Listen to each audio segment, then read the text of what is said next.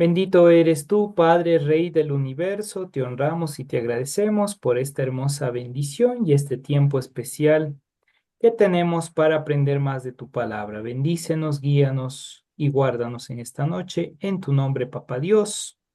Amén y amén. Nuestras Biblias, por favor, en el libro de Marcos, Evangelio de Marcos, que vamos a estar meditando en el Evangelio de Marcos. Marcos capítulo 1. Aún no salimos del 1, estamos todavía en el 1, ya 4 clases y ahí seguimos. Vamos desde el 21 hasta el 28. Ahí vamos a estar estudiando. ¿Sí? ¿Alguien lo tiene ya? Y si no lo tiene, arrepiéntase, pecador. Marcos capítulo 1, desde el 21 hasta el 28. Si alguien nos ayuda con la lectura, muchas gracias. Amén, pastor. Amén. Le escuchamos, mi querido hermano José. Marcos capítulo 1, versículo 21 dice, y entraron en Capernaum y los días de reposo entrando en la sinagoga enseñaba y se admiraban de su doctrina, porque les enseñaba como quien tiene autoridad y no como los escribas. Pero había en la sinagoga de Helios un hombre con espíritu inmundo que dio voces, diciendo, ay, ¿qué tienes con nosotros, Jesús Nazareno? Has venido para destruirnos, sé quién eres, el santo de Dios. Pero Jesús le respondió diciendo, cállate y sal de él. Y el espíritu inmundo, sacudiéndole con violencia y clamando a gran voz, salió de él. Y todos se asombraron de tal manera que discutían entre sí, diciendo, ¿qué es esto? ¿Qué nueva doctrina es esta que con autoridad manda aún a los espíritus inmundos y le obedecen? Y muy pronto se difundió su fama por toda la provincia alrededor de Galilea. Amén, pastor. Amén. Muchísimas gracias. Hoy vamos a estar hablando de un tema bastante interesante que tiene que ver con la autoridad del Mesías. Eso es lo que vamos a estar trabajando hoy. Mi querida Ruth también ya ingresó. Bienvenida. A ver, espérame para. Buenas noches con todos. Buenas Amén. noches. Entonces, ahí vamos a estar viendo la autoridad del Mesías. Una vez más, las personas que puedan ayudarnos encendiendo sus camaritas, muchas gracias. Eso nos ayuda mucho para esta noche. Ok, entonces, ¿qué es lo que vamos a estar trabajando? Ese proceso, esa irrupción de la exousia. ¿Qué es este término? Es una autoridad, significa el derecho legal. Tengo autoridad y esa autoridad es mucho más fuerte que incluso un derecho legal. Y eso es lo que está en el Evangelio de Marcos. Dentro de la estructura que está presente en este texto, su estructura exegética o bosquejo, encontramos que en la parte uno hay toda una introducción émica y contextual. Es decir, hay un choque institucional entre un pensamiento legalista derivado por los escribas y la autoridad inherente del Mesías. En la segunda parte vemos ese núcleo exegético en cuanto nos lleva a una profundización de la autoridad del Mesías y hay una confrontación bélica, por así decirlo, contra el mal mediante la palabra en este caso la palabra de manera directa, el mandato judicial, sin rituales, sin acciones mágicas, sin exorcismos que ya vamos a ver a continuación. Y en tercer punto, vemos una propuesta pastoral, una aplicación, es decir, todo el proceso de la deconstrucción religiosa, estéril, hacia una nueva directriz terapéutica, una fe restauradora, activa y transformadora, que es lo que vamos a estar analizando en esta noche. Entonces, eso vamos a estar desarrollando en esta clase. Partimos con la primera parte, el escenario de la intervención. ¿Qué nos dice el texto sagrado? Que él se encontraba en Cafarnaúm. Es lo que dice el texto, ¿no? Inmediatamente dice, y entrando en Cafarnaúm, aunque el término propiamente es Capernaum, pero se traduce o se escribe como Cafarnaúm. Y ahí haciendo bromas, como decíamos, algunos dentro del seminario molestábamos y decían, ¿por qué Jesús iba a Cafarnaúm a tomarse un cafecito? Por eso el nombre Cafarnaúm. Entonces eso lo decíamos de broma, ¿no? Pero interesante. Propiamente Cafarnaúm, periferia norteña, estratégica en cuanto a las diferentes directrices del resguardo del Sanedrín, porque de ahí entraba todo el proceso hacia Jerusalén y por así decirlo, para el Mesías era el mejor epicéntrico logístico del reino, de la construcción del reino de Dios que ya hemos venido hablando, ¿sí? Un poquito para recordar la redacción del texto, unos piensan que fue escrito en el 69 en cuanto al Evangelio de Marcos, o otros hasta el 72, en medio de toda esa crisis sociopolítica en la diáspora, en la destrucción del templo, entre otros detalles, aunque otros prefieren darle desde el 65, ¿sí? Pero hay otros quien le pone muy temprano, entre el 48, 45, etc.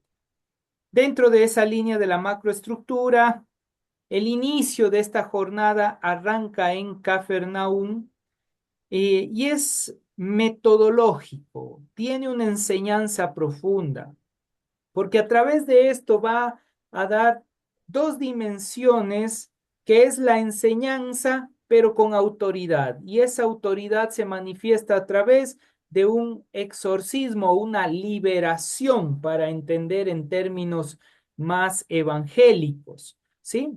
Entonces, eso es cómo se desarrolla aquí el texto.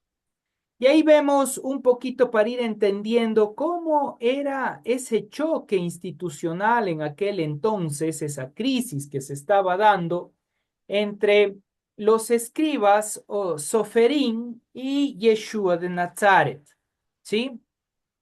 Los escribas propiamente, su naturaleza es autoridad derivativa y dependiente. Sí, es, por así decirlo, que su autoridad como tal va a depender de todo el Sanedrín, por así decirlo, ¿no? Y todo el contexto de aprendizaje rabínico. La metodología, ellos, todo lo que realizaban era a través de la repetición minuciosa, la jurisprudencia acumulada, alajá, agadá, etcétera. Dentro de las líneas de legitimación, inserción en la cadena oral, es decir, ellos se enfocaban en la Mishnah, citando las diferentes escuelas, especialmente la línea de los fariseos, que era Hillel y Shammai. ¿Cuál era su meta en medio de todo en este ámbito de los escribas? Era la búsqueda de consenso y mantenimiento del status quo, es decir, nos mantenemos nosotros como un grupo especializado, un grupo especial dentro de la línea judía. En cambio, Yeshua tiene una naturaleza cuya autoridad es inherente y ontológica, es decir, tiene una autoridad propia, la cual chocaba obviamente con la autoridad establecida con escribas, saduceos y fariseos. Su metodología dentro de este texto que estamos revisando es la inmediatez de esa profecía dicha hacia él de forma directa. Legitimación, voluntad divina encarnada, asume la postura del legislador como una acción o espejo del Sinaí, es decir, el segundo Moisés, porque Moisés mismo va a hacer referencia de que se levantará otro más adelante, haciendo referencia al Mesías. La meta, desnudar el legalismo estéril y transformar la realidad. Oiga, aquí vamos a tratar algo interesante.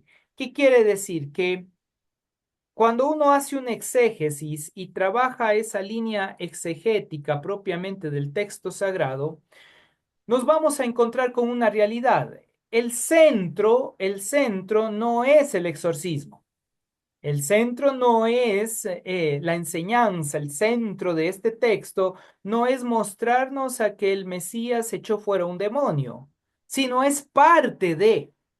¿Y cuál es ese centro entonces? ¿Cuál es ese centro exegético? ¿Qué quiso dar a conocer el autor? Es la autoridad que tiene el Mesías, una autoridad que no le fue dada por el status quo, sino una autoridad que le es otorgada directamente por la acción mesiánica. Y aquí va a venir un punto delicado en contraposición propiamente de lo que ellos desarrollaban en la antigüedad. ¿Me expliqué eso? Entonces, es propiamente no el exorcismo el punto clave, sino la autoridad establecida por el Mesías. ¿Cómo vamos hasta aquí? ¿Sí me captan? ¿Estamos bien? ¿Sí? Ok, Ya eso es estamos bien. importante. Eso, mi querido Johnny, qué belleza tenerle con nosotros, oiga, me siento honrado con su presencia, mi querido Johnny. Vamos a ver. Esa Ruth se pone feliz también ahí. Ok, continuemos. Entonces, una vez que tenemos claro este panorama, leemos una vez más. Alguien que me ayude con la lectura de toda este slide, como dirían algunos. ¿Quién me ayuda con la lectura?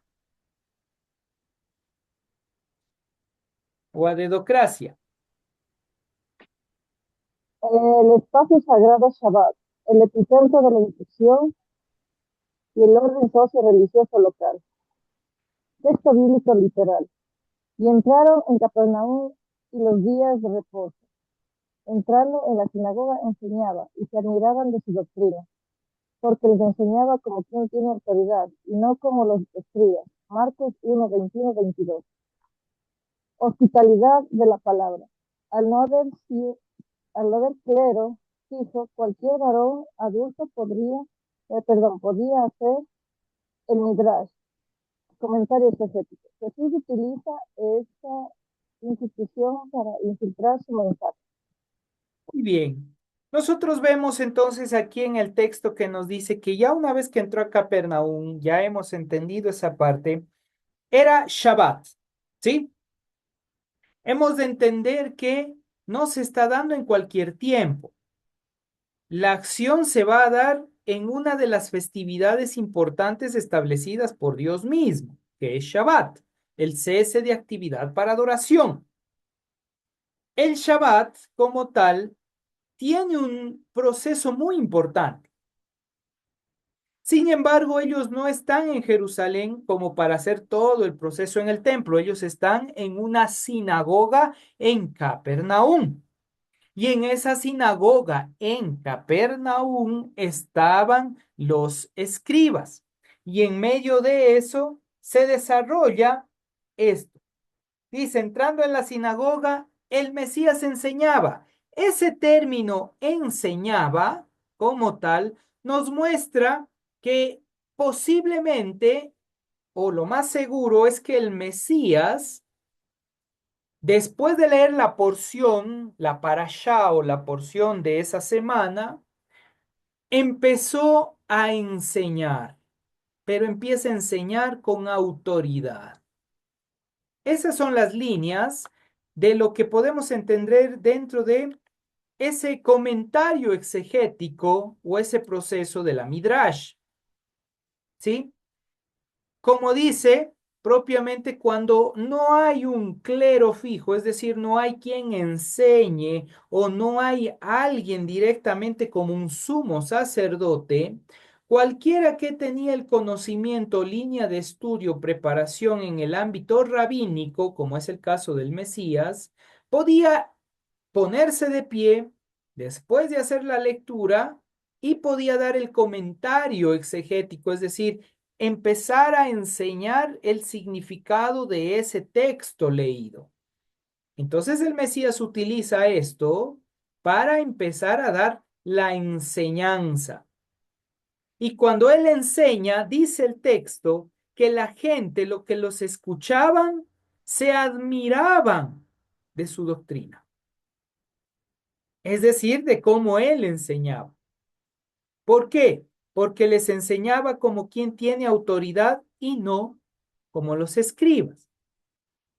¿Cuál era la diferencia entre los escribas y el Mesías? Posiblemente es que los escribas llegaban y enseñaban de manera mecánica.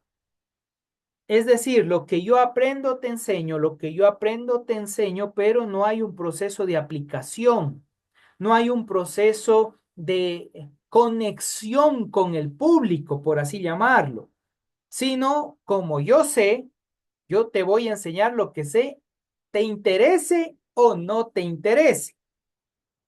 ¿Me explico? Porque estamos hablando de la parashá y de acuerdo a la parashá yo te voy a enseñar esto. Parashá es la porción que leían semanalmente dentro de la Torá, de los 5 primeros libros. Hay una porción estructurada constante, ¿sí? Entonces, eso es. Entonces hacían la parashá y en medio de eso se levanta y enseña. Pero no enseña lo típico, lo común, como lo hacían ellos, sino que él empieza a dar una enseñanza de conexión, de relación. O sea, es mucho más profundo este proceso. Luego de eso, vemos nosotros en esa línea cómo era la anatomía de la autoridad. La primera, esta palabrita en griego que es exousia. Exousia traduce autoridad, pero no es cualquier autoridad. La raíz es ek, que significa de, desde, pero también hace referencia ser, estar, conectarse, llegar a entender, profundizar, ser uno con. Por ello, la definición propiamente nos muestra esa emanación de la esencia, o sea, él es autoridad porque se manifiesta de él. O sea, no es que habla enojado, no es que habla gritando, sino que al decir las cosas empieza a tocar el corazón y la vida del otro. Empieza a mostrar como un derecho legal intrínseco, ontológico, que cómo debe actuar las personas y el ser humano. Entonces la gente empieza a mirar que lo que él decía también lo demostraba con la vida. Oiga, qué lindo eso. La más grande autoridad en el ámbito ministerial, escuche y escribe, anótelo así, pero con esfero o tinta de oro, como dice mi profesor. La más grande autoridad se manifiesta cuando yo predico lo que vivo y vivo lo que predico. La más grande autoridad. Es decir, cuando yo predico lo que vivo y vivo lo que predico. O sea, mi forma de hablar, mi forma de enseñar está conectado a mi realidad y estilo de vida. Si mi realidad y estilo de vida no está conectado con Dios y no estoy teniendo esa relación plena con el Padre en una transformación integral de vida, no voy a tener autoridad al presentar la palabra de Dios. Por eso debemos entender, y esto es muy, muy claro, familia, por lo que va a venir más adelante, que es la parte de liberación o exorcismo. Porque si nosotros no estamos viviendo la palabra de Dios en ese proceso transformacional en nuestra existencia y nuestro estilo de vida, ¿cómo vamos a hacer luz en medio de las tinieblas? Ya no somos luz. Entonces, la acción del exorcismo o la liberación es solo una causa-efecto. Es una reacción a la realidad de lo que se está dando en la vida del Mesías. Oiga, Kelly. Por lo cual, usted puede ser luz en medio de las tinieblas el momento que usted empieza a vivir la transformación integral. Empieza a vivir, ¿escuchó eso? Cuando usted empieza a vivir esa transformación integral.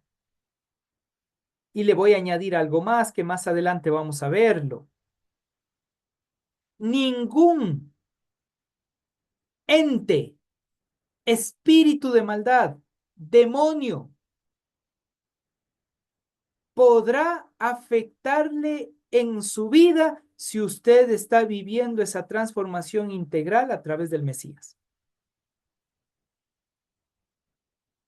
Oye, esto es increíble, porque aquí nos está dando la clave de la liberación. Porque cuando vamos a ver a continuación, usted va a ver que no hay show. No hay algo, un espectáculo. Sale cuerpo de este demonio. No va a haber algo así que uno diga, wow, ve, y el demonio da. El Mesías firme, pero de manera caballerosa, va a expresar cosas muy puntuales y no necesita estar peleando. Porque nosotros no necesitamos estar peleando contra un espíritu de maldad, contra una entidad de maldad, si nosotros estamos conectados con Papá Dios. La luz y las tinieblas no van a estar juntos. Si usted es luz, obviamente va a repeler a la oscuridad. Sin embargo, si usted tiene alguna puerta abierta en ese ámbito donde usted no es luz, va a permitir que el dibut, que significa entidad de maldad o espíritu de maldad, ingrese y empiece a atormentarle. Oiga, esto es delicado. O sea, basta que yo abra un portal para que haya una manifestación de un espíritu de maldad en mi vida, sí. Y yo puedo cargarme ese espíritu de maldad y traer incluso a mi hogar, sí. Pero eso vamos a ver qué es lo que sucede más adelante. Sí, Isaías, vamos a estar atentos. Ok. La otra parte, ya una vez que entendemos la autoridad, entendemos esa acción de autoridad que es el estilo de vida y comportamiento conforme a lo que yo hablo y digo estoy viviendo, conforme a lo que yo creo, para añadirle un poco más, conforme a lo que yo creo estoy viviendo, y si mi creencia es el Mesías, yo estoy viviendo conforme al Mesías, eso es tener autoridad. Permítame decirle así, de manera frontal y directa. La autoridad no le da un grupo religioso. La autoridad no le da un clérigo ni un pastor. No les da la autoridad. La autoridad tampoco le da el ministerio de cultos y religiones. Le dan el permiso, pero no la autoridad. Le dan el espacio, pero no la autoridad. La autoridad usted lo obtiene al vivir la palabra de Dios en la transformación integral de su ser. No es más, no es menos. Ahora le hago la consulta. ¿Usted tiene miedo que algún chamuco, un espíritu de maldad, se le meta? Oiga, es porque usted está abriendo portales por todo lado. Le voy a decir otra cosa. Si usted anda en la rumba rum, y ahí algunos se van a reír y todo. Si usted anda en la rumba rum y permite, usted dice, bueno, esto no me ha de contaminar mucho. Ya abrió el portal, ya abrió una puerta. Por eso es muy delicado esta situación. Usted va a empezar a tener una pesadez, va a haber algo que no le deja tranquilo, empieza los pensamientos intrusivos, o sea que incluso en el ámbito psicoemocional afecta un espíritu de maldad, sí. Y a veces es confundido con un trastorno psicoemocional, sí. Por eso hay que tener mucho cuidado. ¿Cuál es el sistema, la apertura que estoy dando aún dentro de mi hogar? Porque cualquiera que diga tonto, fatuo, racá, dice el texto, ya le mató a su hermano. O sea, cuando usted literalmente empieza a hacerle bullying a la otra persona y también cuando usted le ataca la autoestima de la otra persona. O sea, usted está abriendo un portal y le está destruyendo. Y no solo le está afectando emocionalmente, sino espiritualmente, porque se abrió ese portal. Como se dice en Shabbat, en medio de las bendiciones que se hace a la familia, que ningún espíritu de baja autoestima afecte a mi esposa, a mi hija o a mi hijo o a mi familia. Son las bendiciones dentro del Shabbat, porque Shabbat es luz. Shabbat es la oportunidad en la cual podemos conectarnos. Y eso es lo que se está mostrando aquí. Shabbat es cuando usted empieza a tener autoridad en luz, porque lo está viviendo, lo está disfrutando, se está conectando. Oiga, lindo. Sí, Isaías, pero continúe, ok, continúe. Yo me emociono mucho, perdonarán, perdonarán. Entonces, la segunda palabra que nosotros vemos en medio de esta línea es que la gente tenía asombro. Y el término asombro es ekplesomai. Y esta palabrita ekplesomai significa asombro, pero literalmente es como cuando uno recibe un golpe y queda como atolondrado. O sea, ¿qué pasó aquí? No logro entender. Es una conmoción, es como un impacto profundo en nuestro ser, que no solamente nos muestra una admiración, ojo, no solamente muestra una admiración, sino que desborda todo aquello que me deja sin fundamento o un pensamiento lógico. Me desarmó completamente. Me quedé, como decir, sin argumentos.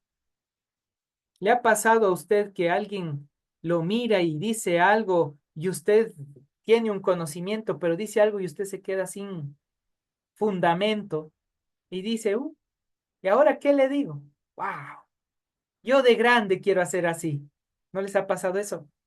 Que ven a alguien que ustedes admiran mucho y dice, yo de grande me encantaría ser así. Usted ya está por los 80 años y dice, cuando sea grande quisiera ser así. Oh. Como yo voy a vivir 120 años, entonces todavía pienso que a los 80 soy jovencito. Sí, Isaías, estás en pañales. Ok, continuemos. Entonces, a eso hace referencia el texto cuando dice que él enseñaba con autoridad y ellos se asombraron. O sea, se quedaron impactados. Increíble. Familia, cuando usted enseña de Dios, ¿está produciendo ese impacto de transformación integral en la vida de la gente? Solo pregunto, no necesita responderme, es para una introspección. Cuando usted enseña la palabra de Dios, está haciendo que esa persona se quede meditando y diciendo, ve, qué interesante, no lo había visto desde ese ámbito. Wow, qué profundo, necesito hacer esto, necesito cambiar esto. Qué interesante. Si no lo está viviendo todavía, si no está sucediendo esto, necesitamos empezar a predicar lo que vivimos y vivir lo que predicamos. Necesitamos ir haciendo cambios en nuestra vida.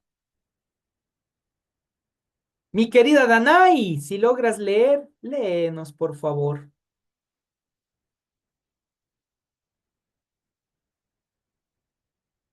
Está muy chiquito, dice. Bueno, entonces no hay problema. Ya lo leo yo mismo. Pero había en la sinagoga de ellos un hombre con espíritu inmundo que dio voces diciendo, ¡ah! ¿Qué tienes con nosotros, Yeshua Nazraim? ¿Has venido para destruirnos? Sé quién eres, el Santo de Dios. Primera pregunta que hago y les escucho. ¿Está hablando en singular o en plural?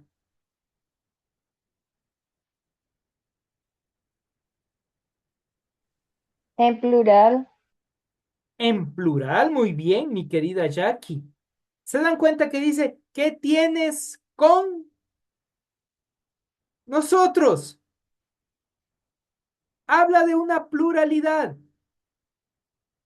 Segunda pregunta dice, ¿has venido a destruirnos nuevamente? ¿Sí? No te preocupes, Danay, no hay problema. Y luego dice, sí, ¿quién eres? Habla en singular. ¿Qué pasó ahí? ¿Qué sucedió? Hagamos un diagnóstico. Hagamos la revisión. Un debut, como tal, es un espíritu de maldad. Un espíritu de maldad no es que viene de fuera y ¡zas! Ya se metió. Uy, ya entró. Uy, yo estaba ahí el gozo del Señor. ¡Ay! Se me metió un demonio. No funciona de esa manera. ¿Sí?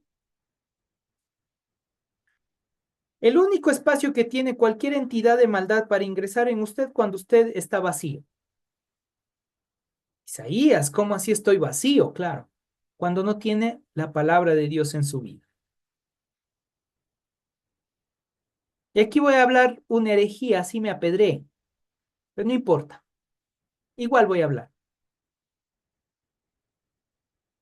Una persona que dice ser cristiano, escuche bien esto, una persona que dice ser cristiano, que dice vivir amando a Dios, que dice estar conectado en la palabra de Dios, no debería endemoniarse, como dicen algunos clérigos. O sea, los que estamos presentes no deberíamos estar con demonio o espíritu de maldad. Nadie de los que estamos presentes debería manifestar alguna acción por un espíritu de maldad.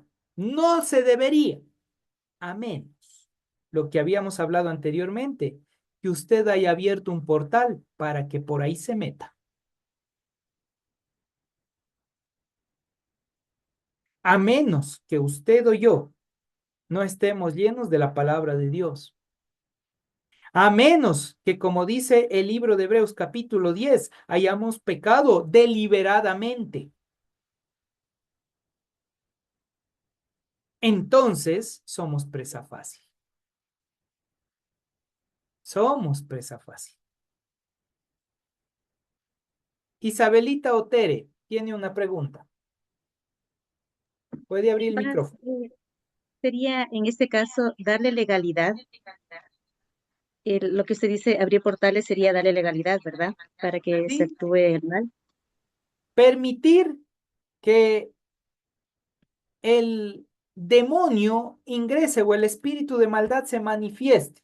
Más que ingrese, se manifieste, porque ingresar realmente no es el sentido, es que se manifiesta, porque está a nuestro alrededor y ¡puf! Lo único que hace es manifestarse, ¿ya? O incluso puede estar dentro de usted y cuando usted es luz se va, pero usted está en tinieblas, retorna y viene con 7 demonios peores, o sea, 7 espíritus de maldad peores, porque está hablando de una perfección de la destrucción, pero tienen una causal, hay una razón.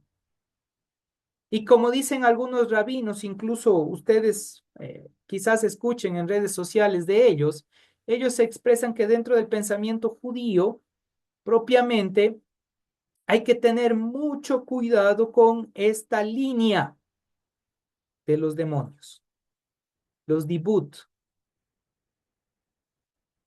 ¿Y por qué? Porque le pueden afectar su conexión espiritual. Y usted tranquilo, yendo en la iglesia, diciendo gloria a Dios y aleluya, pero trae un resentimiento profundo, una agonía y una tristeza depresiva, que usted abrió el portal para que eso se manifieste. Aunque vaya en la iglesia, sí, por eso cuando escucha la palabra de Dios empieza a estar en crisis, le sudan las manos, está que se mueve, está incómodo o orando en el espíritu. No quieren escuchar la palabra de Dios. O se desesperan, se ponen incómodos, se ponen mal. No disfruta la palabra de Dios. Entonces, ¿puede tener un espíritu de maldad ahí presente? Sí. ¿No se ha manifestado? No. ¿Por qué? Porque usted no lo permite, porque usted no quiere hacer una libertad y decir, Dios, hoy voy a disfrutar el gozo de la salvación y punto. Vivir para ti. Oiga, ese ratito desapareció. Ya ni siquiera entra a la iglesia con usted. No estoy hablando del marido, sino que no entra el espíritu de maldad con usted porque hay luz. Y usted está permitiendo que se manifieste ahora la luz en su vida, en su corazón. Por eso hay que tener mucha sabiduría en ese ámbito. ¿Sí? Entonces, con esto en mente, veamos qué es lo que dice el texto en el diagnóstico. El término que es para espíritu inmundo o espíritu de maldad es neuma acatharton. El término neuma es espíritu, neuma como tal es viento, emanación, que es el más común utilizado en los escritos hebreos, es emanaciones, y el término acathartón, ese término viene de una raíz que hace referencia a que algo empieza a controlar, a que algo tiene posesión en mí, se infiltró y es como que me gustó, pero no me deja ser feliz. Pongo el siguiente ejemplo, poquito extraño, pero el ejemplo va. Cuando alguien le lastima a usted, Emocionalmente puede tener el mal, es verdad. Pero ya 20 años después y usted todavía sigue con resentimiento, eso es porque le gustó estar resentido. Sabe que le hace daño, sabe que no puede avanzar espiritualmente, sabe que le detuvo, pero usted sigue resentido. Entonces podríamos decir que en cierto tipo, el resentimiento podría estar manifestándose realmente un espíritu de maldad y yo lo vengo cargando durante mucho tiempo. Sí, es posible. Hay esa enorme probabilidad. ¿Por qué? Porque está absorbiendo su energía, su vitalidad, está absorbiendo su luz. Y ahí viene toda emanación, todo ente que absorbe luz, de acuerdo al Talmud, al Midrash, incluso a las líneas cabalísticas, todo esto, el que absorbe la luz es considerado un demonio. Si absorbe su energía, no le deja disfrutar a usted el gozo de la salvación, no le deja que usted realmente aflore lo que usted, el potencial que usted tiene, sepa que usted está viviendo con el enemigo. Va a dormir con el enemigo. Va a bañarse con el enemigo. Va al culto con el enemigo. Lo deja afuerita y cuando sale le recoge. ¿Sabe por qué? Porque el momento que ingrese y hay alguien de luz, va a haber una manifestación. Entonces, quede esperando a que salga diciendo, a ver, pa, me sale. Y la pa me sale y justo ese día estaba resentida con el Fabri y no quería hablarle y no escuchó el sermón, sale vacía. Y afuera está la depresión, la angustia, la ira, el enojo, listos y ¡zas! Es la apertura más bonita para que el debut empiece a hacer su acción en la vida de Pam. Pongo como ejemplo, no me apedrearás, hija mía. Entonces, ¿entendemos la línea?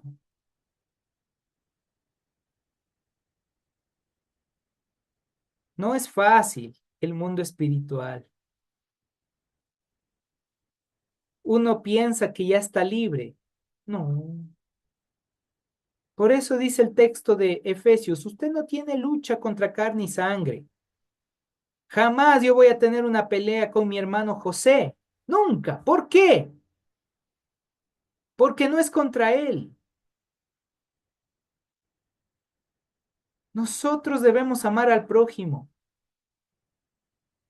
Y cuando entendemos la acción-reacción de la gente, inmediatamente nosotros logramos entender algo muy puntual, que en muchas ocasiones está actuando porque ha permitido que algo se manifieste en su vida.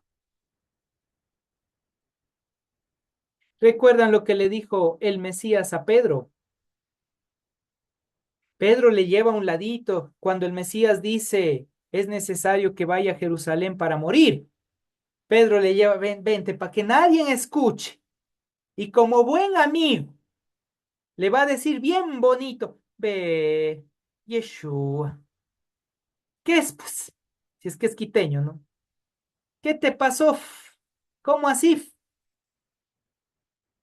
¿Se te ocurre decir que vas a ir a morir? ¿Estás loco? ¿Qué te pasó, brother? Diría el costeño. Entonces, ¿qué le dijo el Mesías? Apártate de mí, Satán. O sea que Pedro era Satanás. No. La acción de ese momento era que Pedro no estaba mirando las cosas del cielo, las cosas espirituales. Él entró en vivir en la materia, en las cosas de este mundo y abrió un portal que no le permitía ver. la profundidad de lo que Dios estaba haciendo. Y más adelante, vemos que vuelve a repetirse la historia. ¿Cuándo? Cuando él le niega. Nuevamente, Pedro sigue con esto hasta que se arrepiente y él llega a la plenitud de esa conexión con lo divino. Solo entonces reconoce que había algo que no le permitía ser.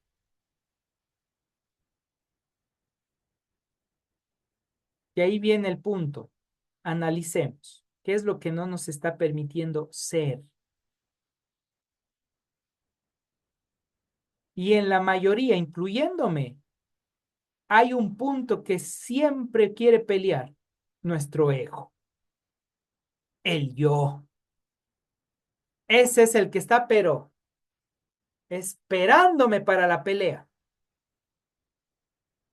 Entonces, familia,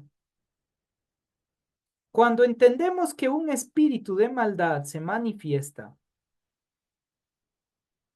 ese espíritu, todo ser humano tenemos un espíritu. El hombre tiene un espíritu. Pero cuando ese espíritu está sumergido y controlado en lo que no es luz, se manifiesta como un espíritu de maldad. El mal habita pacíficamente en la sinagoga, tolerado por las estructuras tradicionales hasta la irrupción de la verdad. ¿Qué voy a decir?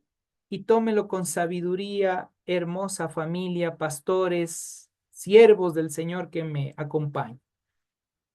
El mal está esperando en las estructuras egocéntricas desarrolladas por el ser humano, donde quiera que usted esté.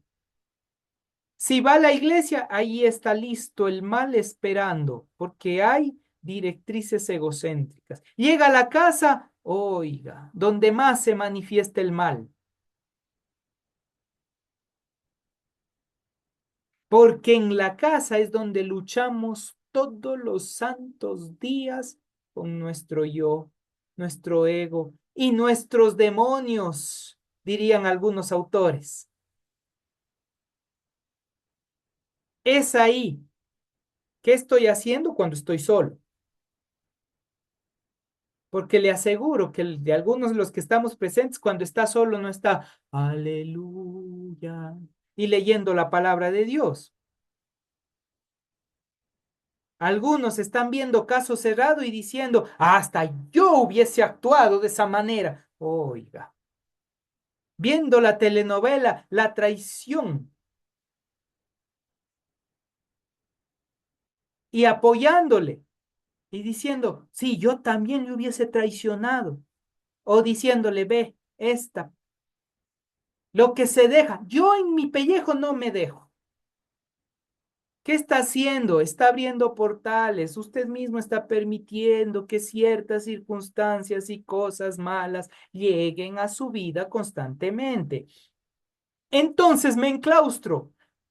Dejo el celular, boto a la basura. Dígame dónde para ir a coger. El televisor, ¿dónde lo boto? No. Donde está tu tesoro, ahí está tu corazón. Ah, ya sé por dónde va. Recordemos que le dio la autoridad al Mesías. Lo que vives, predicas y lo que predicas, vives. Ahí está la autoridad. Y ahí está la autoridad para que ustedes, aunque estén viendo alguna telenovela o cualquier otra cosa, ustedes tengan la autoridad de decir, esto no es acorde con. Y tiene dos opciones. Posiblemente una, simplemente apagar y no volver a verlo. Otra, observarlo, pero ya con otra perspectiva de la vida. ¿Me explico? Sí, Isaías, mejor continúa ya, nos queda solo 6 minutos. Oiga, cómo vuela el tiempo. Entonces el mal está presente.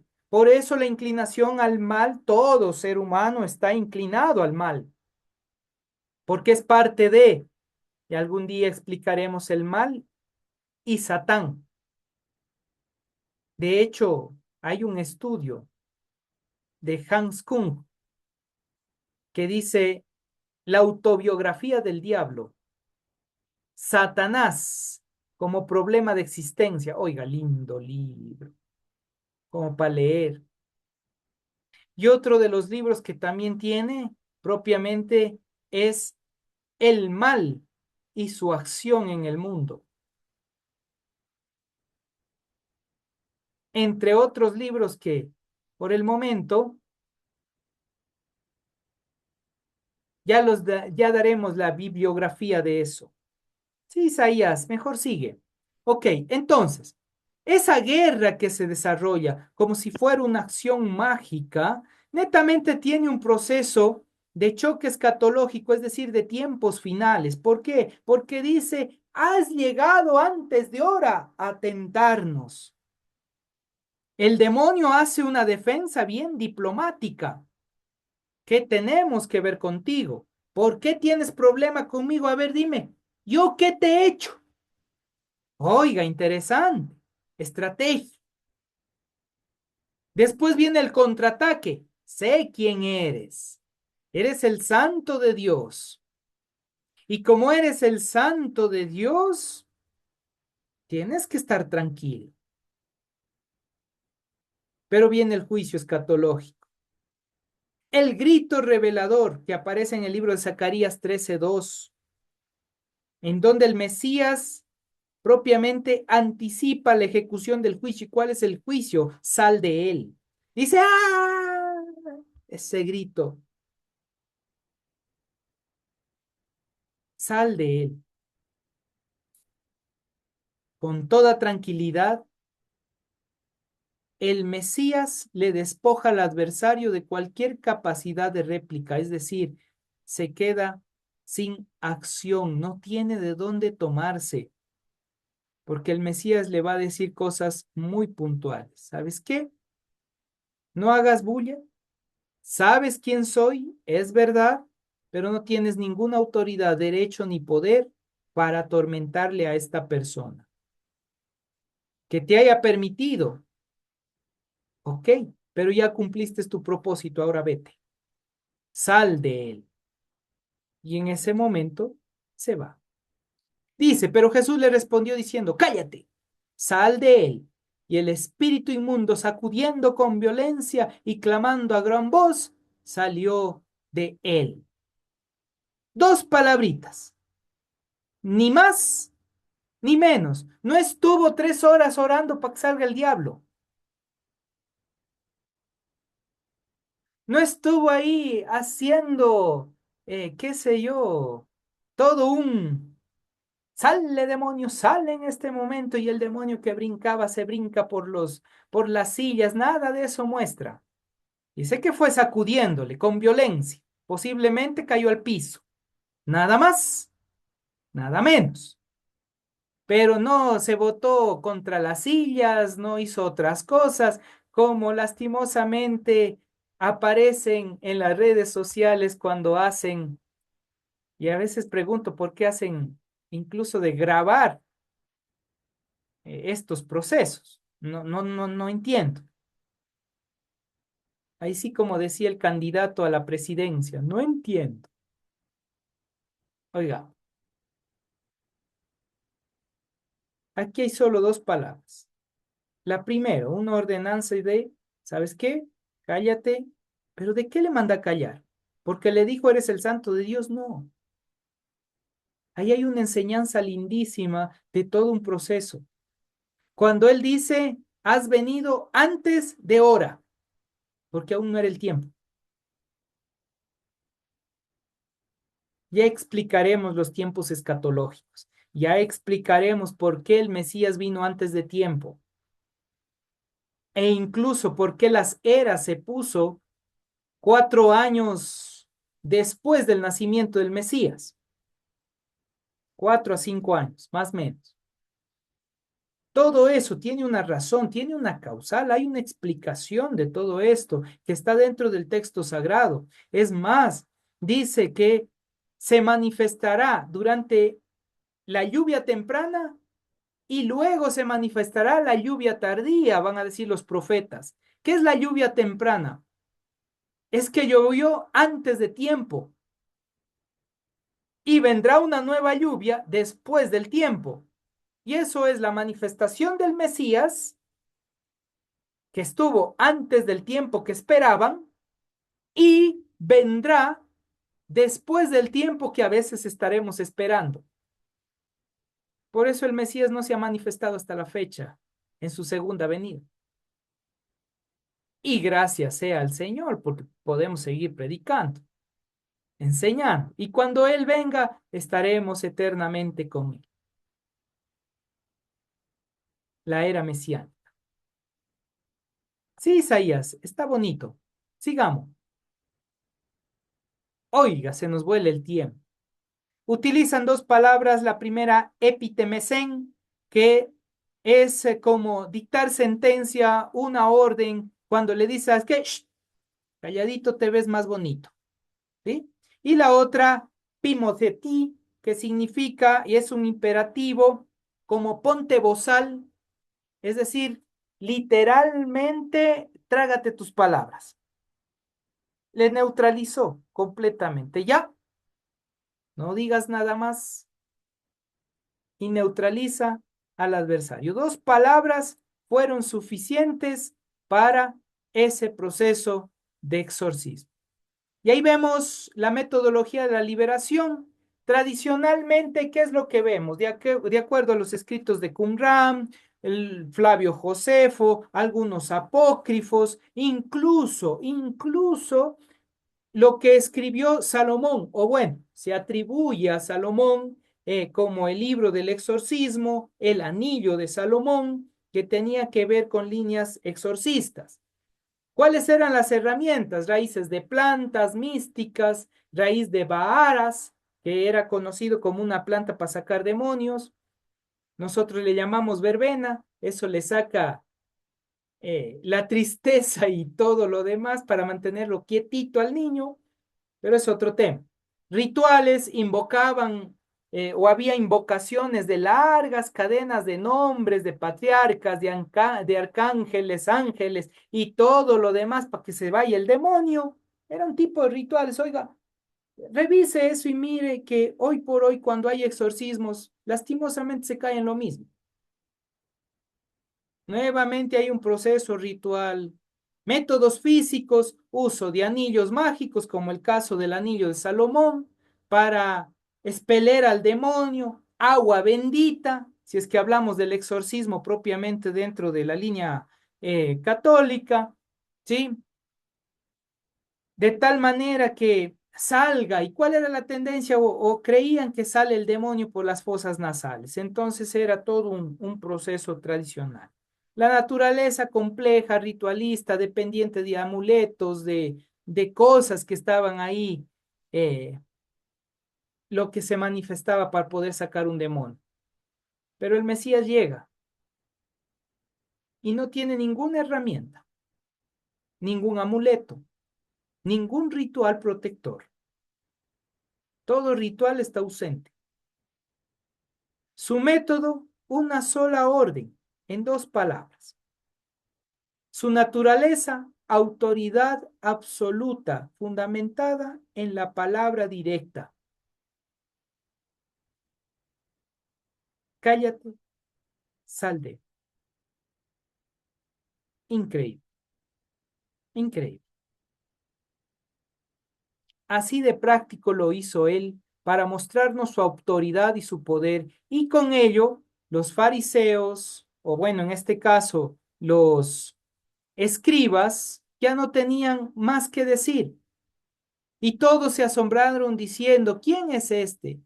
¿Qué nueva doctrina es esta que con autoridad manda aún a los espíritus inmundos y le obedecen? Y muy pronto se difundía su fama. El término didaqué o didajé, kainé, significa enseñanza nueva, ¿sí? Pero es una enseñanza revolucionaria, diferente, que trae una nueva acción, una nueva creación, es decir, no es cualquier enseñanza, es una enseñanza que transforma. Oiga, lindo. O sea, lo que ellos mismos están expresando, ¿qué enseñanza es esta? Que ahora nos transforma, nos muestra una nueva realidad, nos muestra algo diferente. La doctrina y la acción, como dice Adela Yarbrough Collins, la doctrina y la acción se unifican. La autoridad verbal se valida por la fuerza fáctica que rescata al humano. Entonces hay esa acción de enseñanza en acción. Y Joseph Smith va a hacer referencia en el secreto mesiánico. Él prohíbe la publicidad, dice, ¿no? El Mesías prohíbe la publicidad porque su mesianismo no es de corte religioso. Perdón, su mesianismo es de corte espiritual, no religioso, no nacionalista, no es triunfalista, sino que es espiritual y es que logremos comprender la luz del Eterno. Esa luz del Eterno es la que usted y yo necesitamos diariamente.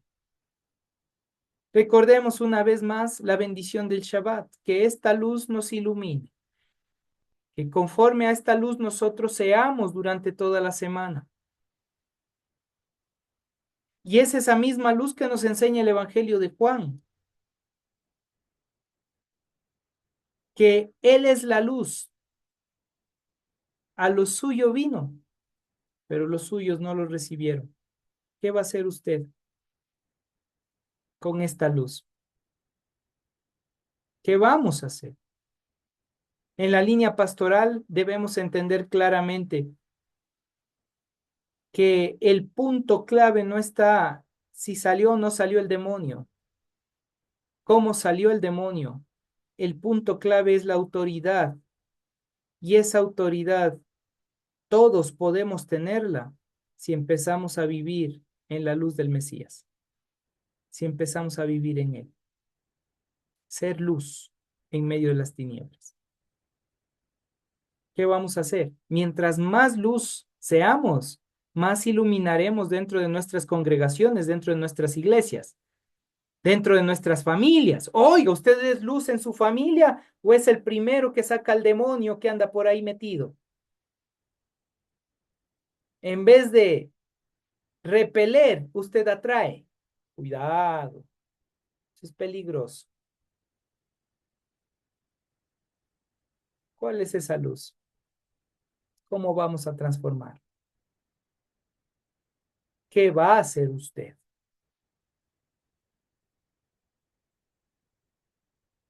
Vaya a ser que nos toque andar exorcizando algún hito de ustedes.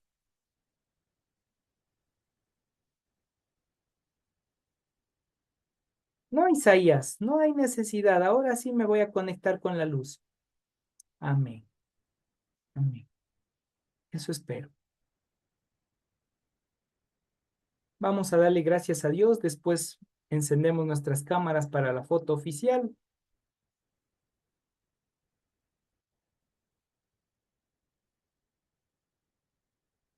No, no es Joseph Smith. Es Schmidt. Es con SH. SCH. Él es un autor de Ediciones Cristiandad que escribe el Evangelio de Marcos, mi querido Vladimir. Suena similar cuando yo lo pronuncio porque yo no sé cómo pronunciar esos lindos nombres, pero en realidad no es Joseph Smith, ese es otro Joseph, otro que recibió las tablas de Moroni y también ahí se le fue,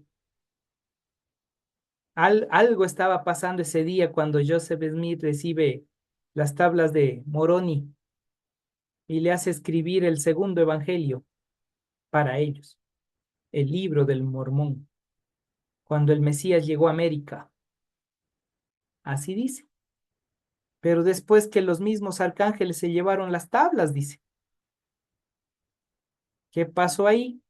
No sabemos. Pero esa es otra historia, mi querido Vladimir. No, es SCH-MIT. Entonces ahí sí no sé cómo pronunciarle bonito.